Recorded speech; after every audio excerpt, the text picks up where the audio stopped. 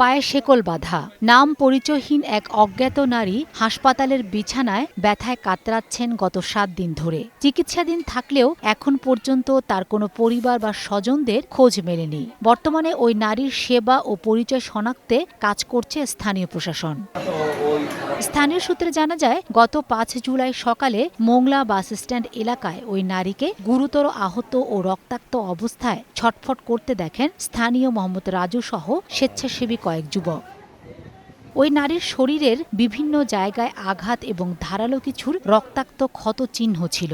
সবচেয়ে নৃশংস বিষয় ছিল তার পায়ে লোহার শিকল বাঁধা ছিল।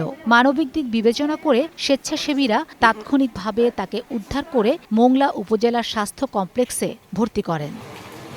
হাসপাতালে ভর্তির সময় আংশিক অচেতন অবস্থায় ওই নারী নিজের নাম রাবেয়া আক্তার, বাবার নাম রুহুল আমিন, মায়ের নাম জাহেরা বেগম এবং বাড়ির ঠিকানা হরিখালী পাঁচপোতা বলে জানিয়েছিলেন। তবে এরপর থেকে মানসিক ট্রমা ও শারীরিক অসুস্থতার কারণে তিনি আর কিছুই বলতে পারছেন না।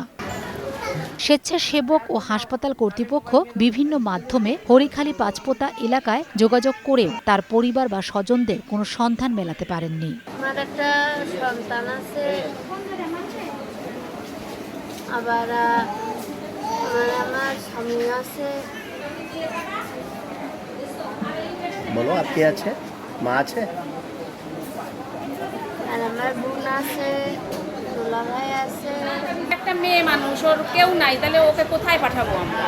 তো গার্জিয়ান লাগবে এখানে। কেউ যদি রিলিজ নেয় তাকে তো সঠিক স্থানে পাঠাতে হবে, তার মা বাবা বা তার কেউ তো থাকবে। আমরা উপজেলা প্রশাসনের সাথে কথা বলেছি, যেহেতু একটা মেয়ে মানুষ, ওকে তো আর আমাদের ইচ্ছা মতো ছাইড়ে দিতে পারি না। তারা একটা সিদ্ধান্ত নেবে বা এখানের যে উপজেলা নির্বাহী অফিসার আছে তার সাথেও কথা বলবে শাহিন স্যার। তারপরে তারা যে ডিসিশন দেয় তারপরে দেখা যাবে যে কি করা যায় ওকে নিয়ে। আমরা মূলত প্রাথমিকভাবে তার চিকিৎসার দিকে বেশি ফোকাস ছিলাম। আমাদের ইন্টেনশন ছিল যে তাকে যদি আমরা মোটামুটি একটু সুস্থ করতে পারি, তখন তার কাছ থেকে হয়তো আরও কিছু তথ্য আমরা পাবো এবং তখন হয়তো তার পরবর্তী যে ব্যবস্থাটা সেটা নেওয়া যাবে আর কি। নাম পরিচয়হীন ওই নারীর পরিচয় দ্রুত শনাক্ত করার জন্য উপজেলা সমাজসেবা অফিসের মাধ্যমে সব ধরনের চেষ্টা চালানো হচ্ছে। পুলিশ ও স্থানীয় জনপ্রতিনিধিদেরও বিষয়টি অবহিত করা হয়েছে। এটা সেফ হোমের একটা বিষয় আছে সমাজসেবা অধিদপ্তরের, কিন্তু সেক্ষেত্রেও আদালতের একটা আদেশের প্রয়োজন হয়। তো সেদিক থেকেও এই মুহূর্তে আমরা কোনো ব্যবস্থা নিতে পারছি না, তবে আমরা এই বিষয়টি লিখিতভাবে ঊর্ধ্বতন কর্তৃপক্ষকে জানাবো। পরবর্তীতে আমরা নির্দেশনা পেলে সেই নির্দেশনা অনুযায়ী ব্যবস্থা গ্রহণ করা হবে।